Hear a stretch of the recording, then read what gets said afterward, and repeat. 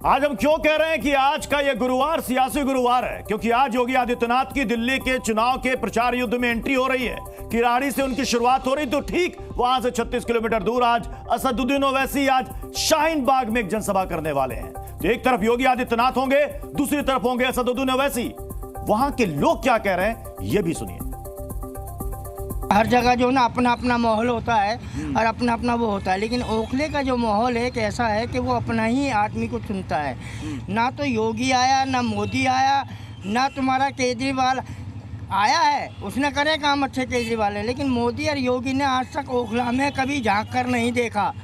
कभी ये नहीं देखा कि आवाम को क्या परेशानी है, क्या तकलीफ है, उसको दूर करूं। योगी जैसा सीएम हर एक को चाहिए। पूरा देश चाह रहा है कि हमारा सीएम योगी जैसा हो, और वो यहाँ पर आ रहे हैं तो एक तरफा माहौल बनेगा निश्चित तौर पर। आज से तो वैसे भी प्रचार करने आ रहे हो, वैसे भी आज से ताल ठोकेंगे दिल्ली के चुनाव। ठीक है, आए, किसी को आने के लिए किसको रोका जा सकता है, कोई भी आए, लेकिन योगी हृदय सम्राट है।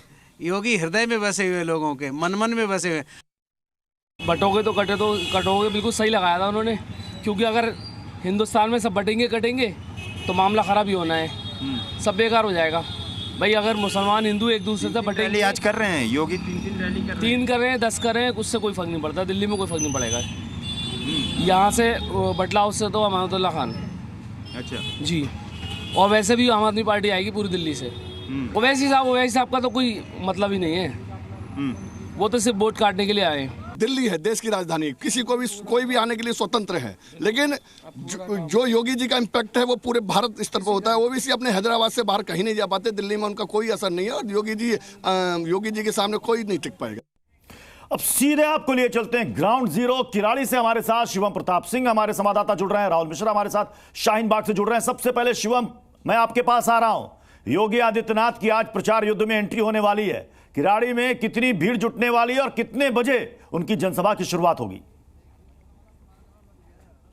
बिल्कुल प्रत्युष, आज 3:30 बजे सीएम योगी किराड़ी पहुंचेंगे। हरियाणा से लगती हुई विधानसभा सीट है, 30% के आसपास पूर्वांचल यहाँ वोटर है, और शाम को जनसभा होनी है। लेकिन आप सुबह से माहौल देखिए, आपको सुबह से यहाँ लोग नजर आएंगे। योगी को लेकर उत्सुकता इतनी ज्यादा है प्रत्युष की सुबह जब लोग अपने दफ्तर जा रहे थे, मैं यहाँ मौजूद था, तब भी वो बार बार ये सवाल पूछ रहे थे कि सीएम योगी कितने बजे आएंगे। लोग उनको देखने के लिए विशेष तौर पर जुटने वाले हैं। सामने जहां तक विजुअल जाएंगे वहां तक सीट्स लगाई गई हैं, एलईडी स्क्रीन लगाई गई हैं, क्योंकि योगी की लोकप्रियता राजधानी दिल्ली में बहुत ज्यादा है। हरियाणा और महाराष्ट्र चुनाव में सफलता के बाद बीजेपी के तमाम कैंडिडेट वो चाहते हैं कि दिल्ली में भी सीएम योगी उनकी सीट पर प्रचार करे। यही एक वजह है कि आज जहां बीजेपी के तमाम बड़े नेताओं की 2-2 रैलियां हैं, तो वहीं पर यूपी के सीएम योगी की 3 रैलियां हैं। उत्सुकता कितनी ज्यादा है, सीधी कार्यकर्ताओं से बात कर लेते हैं। योगी आ रहे हैं, कोई इंपैक्ट पड़ेगा? क्योंकि केजरीवाल कह रहे हैं दिल्ली शहरी इलाका है, यहाँ योगी का कोई इंपैक्ट नहीं है। देखिए, माननीय योगी आदित्यनाथ जी का जो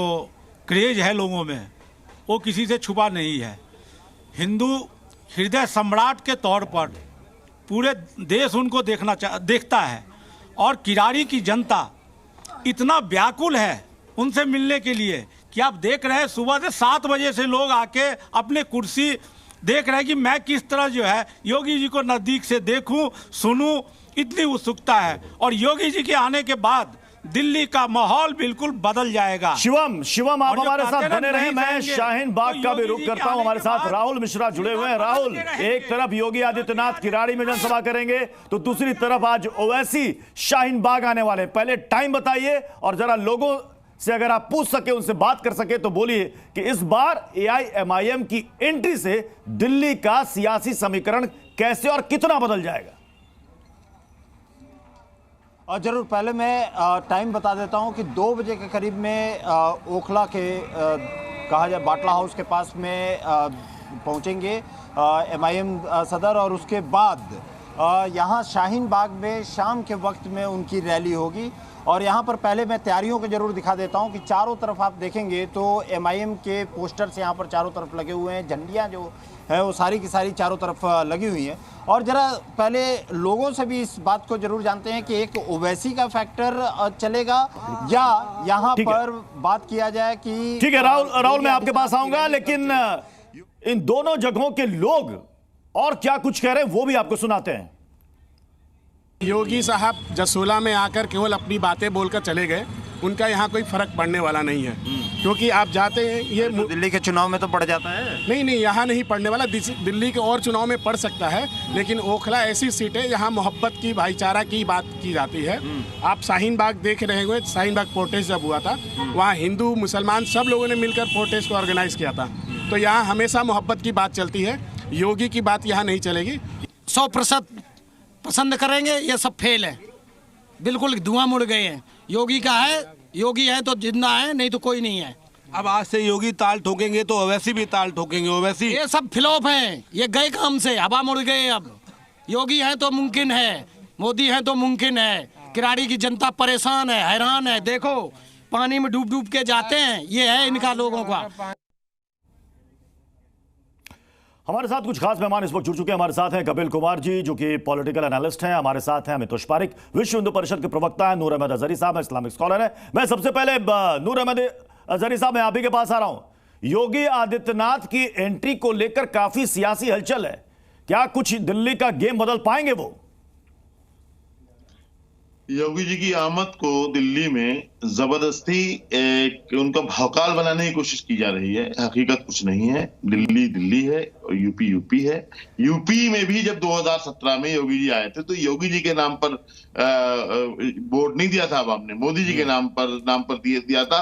और 2022 में भी मोदी जी के नाम पर वोट दिया गया। एक बड़ा अच्छा आपने अजहरी साहब, बड़ा अच्छा आपने वर्ड इस्तेमाल किया। वैसे तो हम लोग आमतौर पर कई लोग बातचीत में भौकाल वर्ड का इस्तेमाल करते हैं, आपने कहा यहां बेवजह भौकाल बनाया जा रहा है। तो ये भौकाल तो हरियाणा और महाराष्ट्र में बन गया, दिल्ली में ऐसा क्या है कि यहां भौकाल नहीं बनेगा?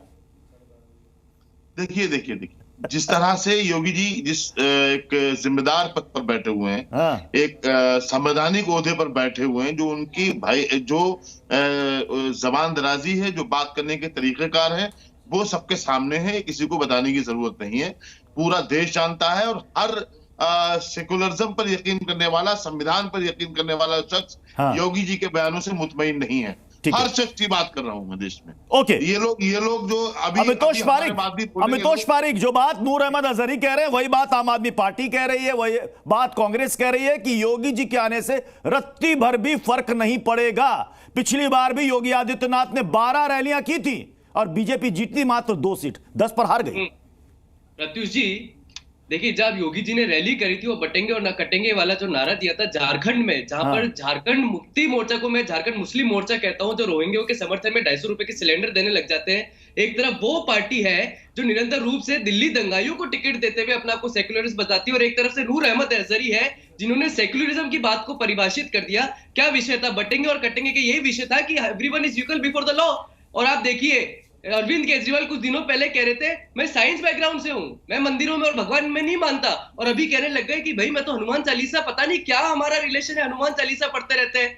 दिल्ली दंगों में जो 2020 के अंदर में सीए प्रोटेस्ट में भी नहीं दिखे, दिल्ली दंगों में नहीं दिखे, जिनके अंकित सक्सेना के नाम पे शब्द निकले, जिनकी दादी ने अयोध्या के विरुद्ध कहानी सुनाई है, जो अपनी स्वाभिमान की लड़ाई छोड़कर आप देखिए कुंभ में नहाने नहीं जा रहे हैं, जो पाप धुलने वाली बातें कर रहे हैं, लोगों को लड़ा रहे हो, आप लोगों को शर्म नहीं आती है?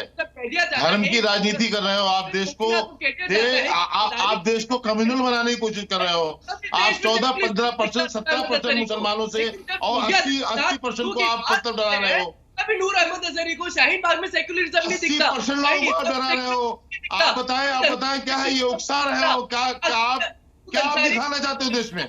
ठीक है, ठीक है, मैं कपिल जी आपके पास आ रहा हूं, लेकिन उससे पहले